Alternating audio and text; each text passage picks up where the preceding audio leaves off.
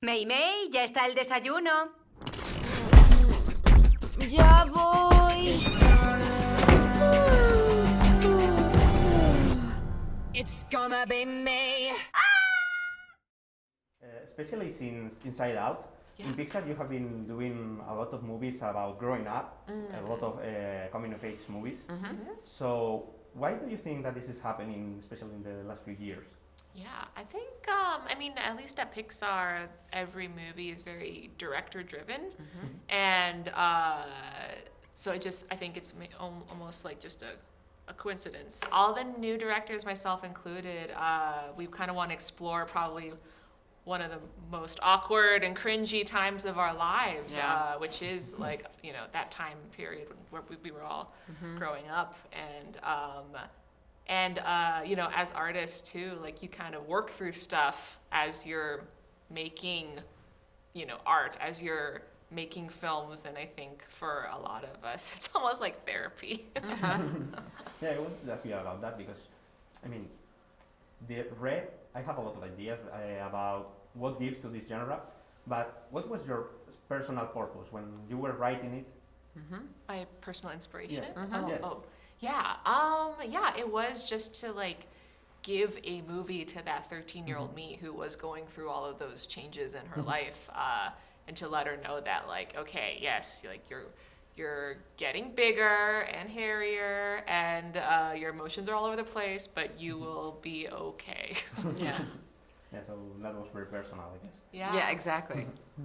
And well, the movie talks a lot about you even do jokes about the period and things like that. And I think this is great. This is very necessary, especially in this kind of movies. Yeah. And almost all the team, you were women. So how important is this nowadays, especially in these familiar movies? I think it's really important. I think that, like we all know that when you're the majority in the room, it's really easy to be brave and bold. And I think there is something about having women in kind of key leadership positions on this film in particular that really allowed us and encouraged us to be bold in the storytelling, and not to kind of shy away or be too delicate in the telling of the story, because that's not obviously who our character is. She's not a delicate kind of, she's like out there as a little 13-year-old. So it would have been doing it a total disservice, I think, if we had been kind of tentative or kind of vague about what it is to be 13-year-old girls. So I think it really helps when you have women at least balance, or even sometimes more so in the room when you're telling a story, especially one like this. Yeah, I guess it creates a lot of references for girls nowadays. Other thing I wanted to ask, the movie combines the 3D classical animation techniques with the anime. Yeah. So, when did you take that decision? How was the creative process in order to say, we have to do this? Oh, yeah. I think it just came naturally because anime has been such a big influence on me artistically. Like, ever since I was in school, I was vice president of the anime club in high school. It was very cool. And I just have always loved how anime and manga just talked about all kinds of different stories and had all kinds of different protagonists, like girls and women as heroes, as just like regular schoolgirls, like dealing with liking two boys at once. There's just so much variety in stories about women and girls, and they were written and drawn by really talented artists, like female artists too. And so when it came to us like trying to figure out a style for this movie, like it just made so much sense to be inspired by anime and manga and the stuff that I loved when I was growing up, and also just felt like the perfect style to tell this story about this 13-year-old like Chinese Canadian girl, because like she's Eastern and Western, and so the style like makes sense if it's like a blend of Eastern and Western aesthetics. And I love how anime is so emotional and like in and expressive and exaggerating like the characters' features, like when they're really feeling like a certain emotion. And we really took that and tried to kind of translate it onto the big screen. It does. Thank you. Were you thinking in any anime movie or TV show in particular when you were thinking about that? Lots of them. Yeah, lots of them. I gave like Lindsey a crash course. I know. I was like, watch this. Yeah. Watch this, watch this, watch this. It was like Sailor Moon, definitely, for the color palette. Ranma Half for like the magical realism of like characters transforming back and forth between animal and human.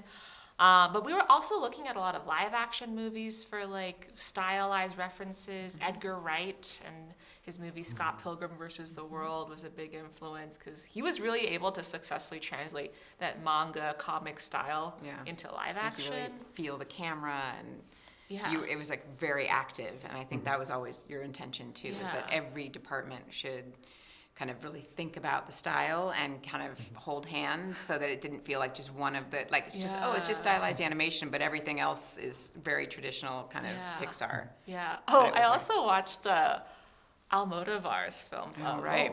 Really? Volver.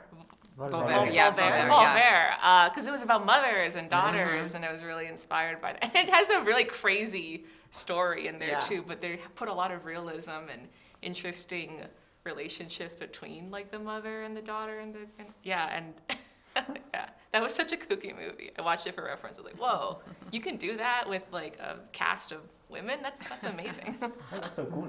Yeah, it is really cool. Now I want to ask you something that I guess we all have asked before. Yeah. When do you think that Pixar is going back to the theaters? Because we were all expecting, I guess, that this movie was going to. But I don't know, hopefully soon. I Yeah, think, I think so much of it is tied to the world right now. I think we're all hoping the world goes back to normal, which would mean going back into theaters. So I don't know, every time I say that we're really close, I feel like something happens and then I'm like, but I think we're all crossing our fingers that, certainly that Lightyear, by the time it comes out this summer, that the world will be in a place where, everybody's going back to theaters and that we can put our movies back up on the big screen. That's the hope. Yeah. I hope so too. And my last question, it's very quickly. I guess you have seen everything that's happening with the Oscars now, that we are not going to see some of the categories.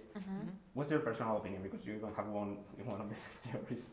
I know. I guess I'm biased because I was able to have that experience of going up on the stage and accepting it. And I just feel, really bummed that like all of these filmmakers, like short filmmakers, like a lot of them are young, a lot of them are just starting, and it's kind of a bummer that they weren't able to have that experience because it was so surreal and cool, and also like all of the different categories too, like score and editing and like hair and makeup and like all of that stuff. Just, I mean, every single aspect, and sound, like every single aspect of filmmaking just feels so crucial when you're working in it.